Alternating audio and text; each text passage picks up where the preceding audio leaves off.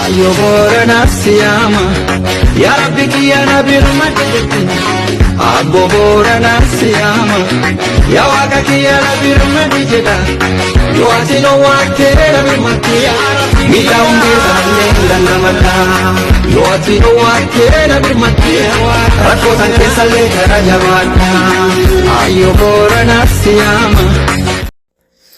Assalamu alaikum warahmatullahi wabarakatuhu. Ashamaa harka funee kabajamtootaa fi jaalatamtoota ilmaan Oromoo qaqqaalii idil addunyaa irratti argamtan kabajaa fi jaalalli kiyya bakkuma isin jirtanitti isin bira haa qaqqabu isiniin jecha egaa odeeffannoo garaagaraa qabadhee dhufe odeeffannoon aan qabadhee dhufe beela Booranatti mudate jalaa uummata baraaruuf qaamoleen garaagaraa tumsaa akka jiran kan isinii dhiyeessu ta'a.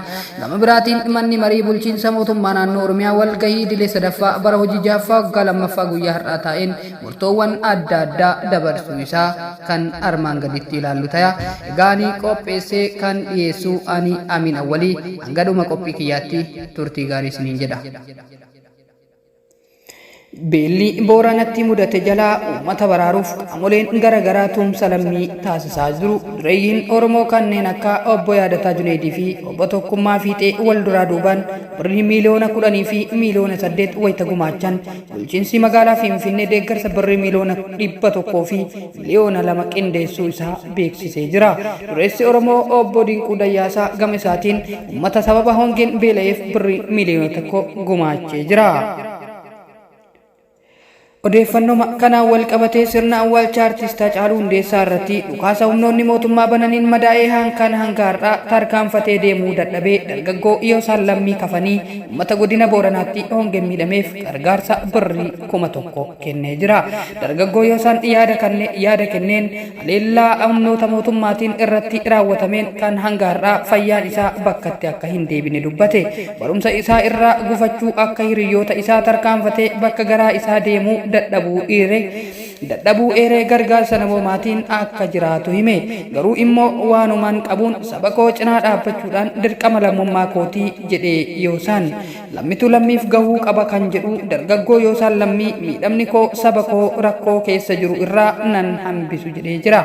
Hanga humna kootii saba kootiif birmadheen jira kan jedhe dargaggoon kun uummanni Oromoo daangaa hanga daangaa uummata beela keessa jiruuf birmachuu akka qabu yaamichaa dhiyeessee jira.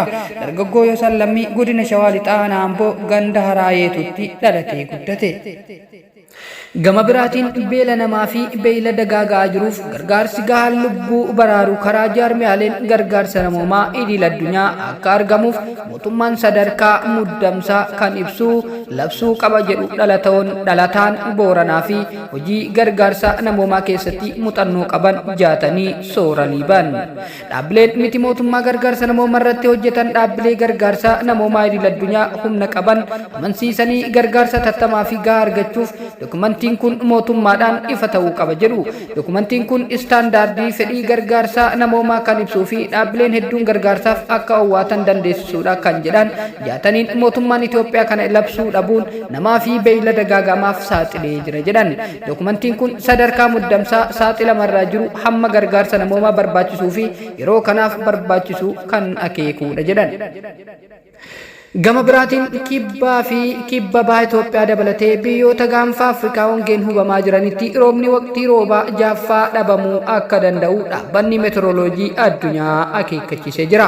Roobaa waqtii 5f walitti aansee dhabameen kibba Oromiyaa Booranatti beelli horii fixee lubbuu namaa gaaga'utti cehee mudatee kan jiru wayita ta'u waliigalaan godinaalee Oromiyaa 10 tahan hubee jira jedhan.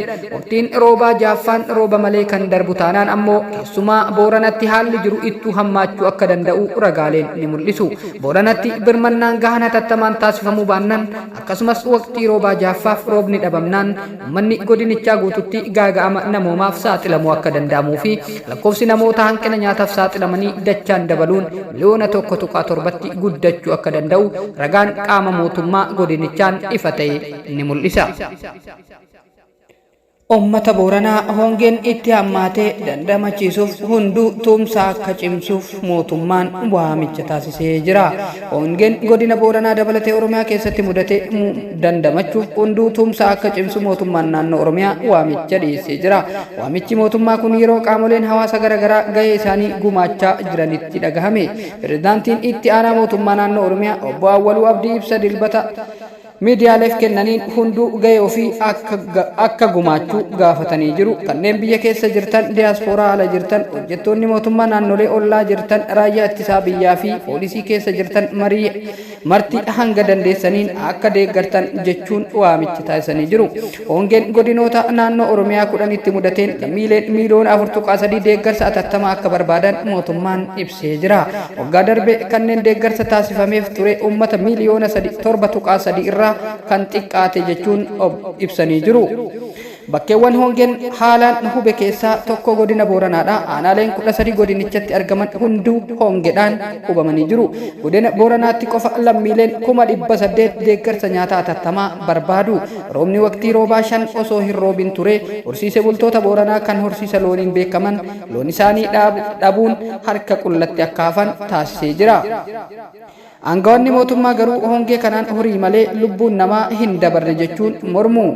Xumura bara 2021 eegalee Itoophiyaatti horiin miliyoona 4.5 sababa hongeen lubbuu dhabuu UN dhimma godaantota irratti dalaguu IOM baatii kana beeksisee jira. Dhaabbanni biyyoota gamtoomanii hongeen waggoota 40 keessatti hamaadha jedhamee biyyoota gaanfa Afrikaa kanneen akka Itoophiyaa, Keeniyaa fi Somaaliyaa lubbuu baaseera. Itoophiyaa keessas naannoo Oromiyaan alatti naannoolee Somaaliyaa, Affaar, naannoo Amaaraa akkasumas kibba keessaa hawaasni hongeen hubamee jiru jedha.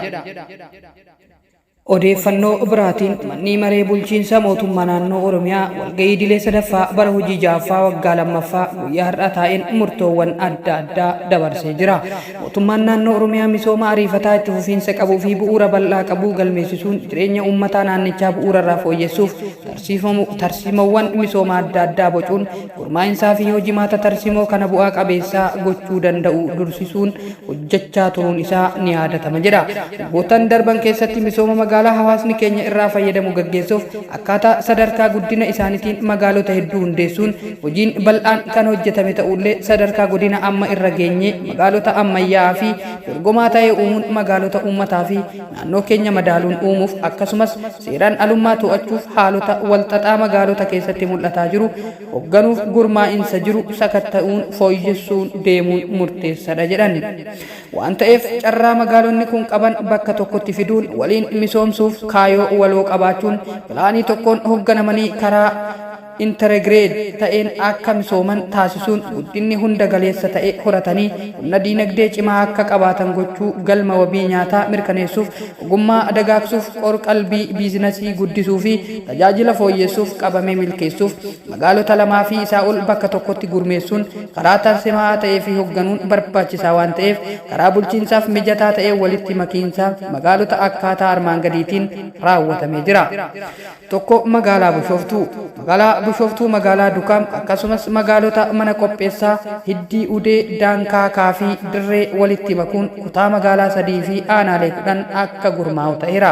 2 magaalaa Shaashamannee fi magaalaa Bishaan Gurraachaa walitti makuun kutaa magaalaa 4 fi aanaalee 12 akka gurmaa'u ta'ee jira. 3 magaalaa Adaamaa fi magaalaa Wanjii walitti makuun kutaa magaalaa 6 fi aanolee 19 akka gurmaa'u ta'ee jira. 4 magaalaa Roobee fi Gobbaa walitti makuudhaan kutaa magaalaa 3 fi gandoota 12 akka gurmaa'u ta'ee jira. 5 magaalaa Maayaa, magaalaan Haramaayaa, magaalaa Awwadaay fi magaalaa Addeellee walitti makuun kutaa magaalaa 3 fi gandoota 12 akka gurmaa'u ta'ee jira. 6 magaalaa Baatuu, magaalaan Baatuu fi magaalaa Adaamii Tulluu walitti makuun gandoota 7 akka gurmaa'u ta'ee jira. Kun akkuma eegametti ta'ee magaalonni keenya carraa misoomuu qaban karaa guutuu ta'een ta'een fayyadamuun misooma hunda galeessa ta'een akka galmeessisiisan gochuuf akkasumas bakkeewwan adda addaatti magaalota wiirtuu hulaa misoomaa ta'uun danda'uun uumuun misooma magaalota aanaalee naannoo isaanii jiraniif saffisiisuu irratti shoora irraa eegamu akka taphatan gochuuf xiyyeeffannaa hooggansa olaanaa akka argatan gochuun barbaachisaa waan ta'eef magaalonni armaan gaditti ibsaman itti waamamni isaanii mootummaa naannichaatiif akka ta'u murtaa'ee jira. Tokko magaalaa Mattuu, 2 magaalaa Aggaaroo, 3 magaalaa Bulee Horaa, 4 magaalaa Najjoo, 5 magaalaa Sandaafaa Bakkee, 6 magaalaa Shanoo, 7 magaalaa Mooyyalee, 8 magaalaa Dodolaa, 9 magaalaa Shaakkisooti. Bifuma wal fakkaatuun humna raawwachiisummaa magaalota fooyya'ee tajaajila si'ataa qulqulluu ta'e ga'umsa qabu akka dhiyaatuu fi misooma hunda galeessa ta'e akka galmaa'u gochuuf sochii hawaasa dinagdee akka waliigalaatti jiruu fi guddinni magaalota yeroodhaa gara yerootti dabalaa dhufee giddu galeessa gochuun sadarkaa magaalota akkaataa armaan gadiitiin akka fooyya'u murtaa'ee jira. Tokko magaalaa Adaamaa fi Shaashamannee fi Bushooftuu magaalaa Riijiyoopolis jedhame. 2 magaalaa Roobee fi Maayaa magaalaa Moommee jedhame. 3 magaalaa Mattuu, Aggaaroo, Bulee Horaa, Najjoo, Sandaafaa Bakkee, Dodolaa, Shanoo, Mooyyalee fi Shaakkisoo magaalaa olaanaatti akka guddatan murtaa'ee jira. Karaa biraatiin gaafii misoomaa nageenyaa fi bulchiinsa gaarii yeroo dheeraaf ka'aa ture deebisuun misooma hawaas dinagdee saffisiisaa ta'e galmeessisuuf seeraan alummaa naannoo daangaa jiru maqsuuf rakkoolee nageenya ollaa wajjin daangaa irratti mul'atu hiikuuf akkasumas tajaajila qaqqabamaa ta'e dhiyeessuuf gurmaa'insaa fi hojimaata ga'umsa qabuu fi bu'aa qabeessa ta'e diriirsuun barbaachisaa waan ta'eef godina Booranaa Bahaa godina haaraa ta'e akka gurmaa'u murtaa'amee jira. Godinni Booranaa Bahaa godina 21ffaa ta'e bifa haaraatiin gurmaa'uu kan teessoon isaa Nageellee Booranaa ta'e godina Booranaa irraa aanaa Mooyyalee, magaalaa Mooyyalee, aanaa Guchii fi aanaa Waachileeti. Godina Gujii irraa aanaa Liibaan, aanaa Gumii Eldalloo, magaalaa Nageellee Booranaati. Akkasumas godina Baalee irraa aanaa Madda Walaabuu, aanaa Oborsoo fi aanaa Arannaa Bulluq dabalatee akka godinaatti aanaalee 10 qabatee akka gurmaa'u ta'ee jira. Gurmaa'insi haaraa kana keessatti godinni Boorana Bahaa bifa haaraatiin yommuu gurmaa'u teessoon godina Gujii Adoolaa Reeddee ta'ee teessoon godina Booranaa immoo magaalaa Yaabeelloo akka ta'u murtaa'amee jira.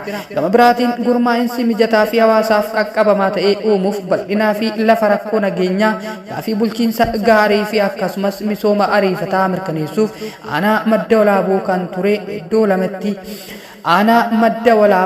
ture iddoo lamatti jechuunis aanaa Madda Walaabuu fi aanaa Oborsoo ta'ee akka gurmaa'uu fi aanaa Cinaaksan kan ture aanaalee lamaan jechuunis aanaa Cinaaksanii fi aanaa Makkanniisaa Oromoo ta'ee akka gurmaa'u murtaa'ee jira. Egaa kabajamtoota jaalatamtootaa odeeffannoon ammaaf qabadhee dhiyaadhe kana fakkaataa. Ani odeeffannoo kana kan isin biraan qaqqabsiise aan Amiin Awwaltuufidha. Hanga odeeffannoo birootiin walitti deebinutti gamanumaan turtii gaarii isiniin jedha. Ayo Booranaa siyaama yaa Rabbi kiyya na birmadhu. Abbo Booranaa siyaama yaa Waaqa kiyya na birmadhu jedha. Yoo ati no waakkee na birmadhu yaa Rabbi miidhaa hundee saallee dandamata. Yoo ati no waakkee na birmadhu rakkoo san keessallee gara jabaadha. Ayo Booranaa siyaama